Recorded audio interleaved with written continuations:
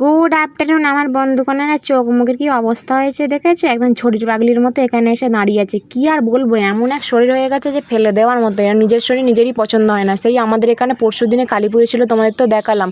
সেই কালী পুজোর দিন আমাদের এখানে খুবই ঝড় বৃষ্টি হয়েছিল, আর ঠান্ডা ঠান্ডা ওয়েদারটাও পড়েছিল। আবার কালকেও আমাদের এখানে খুবই ঝড় বৃষ্টি হয়েছে। ব্যাস ধরে গেল অমনি শরীরে লেগে গেল। সকাল থেকে এত শরীরে গা হাত পা ব্যাজ ব্যাজ করছে, গা পা যন্ত্রণা করছে, আর জ্বর জ্বর মতো ভাব, মানে ভালো লাগছে না। এতক্ষণ ধরে শুয়ে পড়েছিলাম, কিন্তু কী আর করবো, খিদেটাও খুব পাচ্ছে। ঝট করে ওই জন্য উঠে পড়লাম। রান্না তো কিছু করতে হবে, তাই ভাবছি ঘরের মধ্যে যা কিছু আছে ভাতে ভাত বসিয়ে দেবো। এত মুটো কদু ব্যাঙের মতো শরীরেও যদি এরকম হয়, আর কি বলছো, আর বলার নেই বলো। তো চলো বসিয়ে দিয়ে এবার ভাতে ভাত, আর আমার কপালে হাত, খাবো দাবো আর ঝট করে ঘুমিয়ে পড়বো। তো চলো বসিয়ে দিই কপালে হাত। তো এই দিকে আছে আমাদের একটুখানি ঘরে কুমড়ো আর দুটো টমেটো, 4টে উচ্ছে আর একটা ঝিঙে আর 3টে আলু নিয়ে নিয়েছি। এই আজকে বসিয়ে দেবো, গরম গরম নামাবো আর খাবো দাবো আর শুয়ে পড়বো।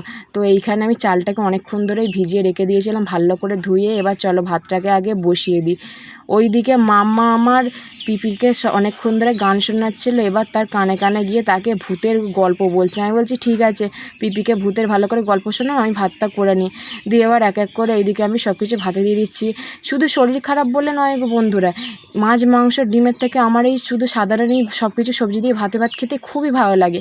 বেশ গরম গরম ভাতে ভাত, লঙ্কা ভাজা, আলু ভাতে মাখবো, ঘি দিয়ে খাবো, ও একটা আলাদাই আনন্দ। আমি এমনিতেও করি, শুধু শরীর খারাপ বলে নয়, এর আগেও অনেকবারই করেছি, তোমাদেরকে দেখিয়েছি। রাত্রিবেলাতেও আগে করতাম।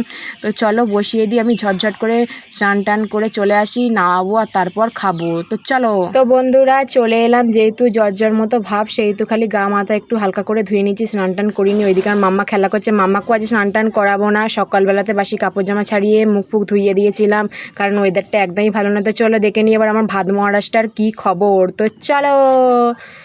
তো এইদিকে আমার ভাতটা হয়েই গেছে, একদম দেখতেই পেলে তোমরা, আলু একদম কেটে চলে গেল। তো চলো আগে ফ্যানটা গড়িয়ে নিই ঝটাস করে। তো এইদিকে আমি 5টা 6টা শুকনো লঙ্কা নিয়ে নিয়েছি।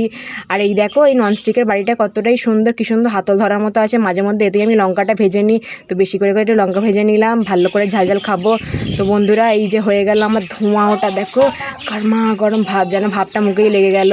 তাই এইদিকে লঙ্কাও ভেজে নিয়েছি। তো বন্ধুরা খাবে তো সবাই চলে এসো, টাটা বাই বাই। যারা ভাতে ভাত পছন্দ করো ঝট করে চলে এসো আমার বাড়ি। চলে এবার আমি খাই দাই আর ভস ভস করে ঘুমোই। তো সকলেই ভালো থেকো।